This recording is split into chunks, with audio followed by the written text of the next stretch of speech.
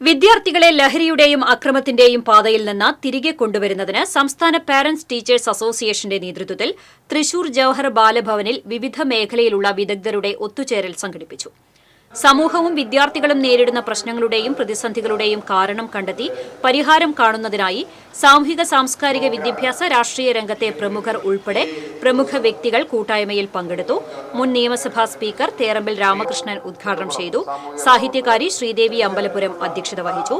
സംസ്ഥാന parents teachers association general secretary KM. Jayaprakash, program convener Sarath Chandran Machingal, professor doctor Arun Karippal, മാധ്യമപ്രവർത്തകരായ N. Sreekumar, TCV. General manager Manoj Kammath, മുതിർന്ന മാധ്യമപ്രവർത്തകൻ MP. Surendran, രാഷ്ട്രീയ സാമൂഹിക പ്രവർത്തകൻ ജെയിംസ് മുട്ടിക്കൽ, സംവിധായകൻ ഋഷീദ് പാറയ്ക്കൽ തുടങ്ങിയവർ സംസാരിച്ചു.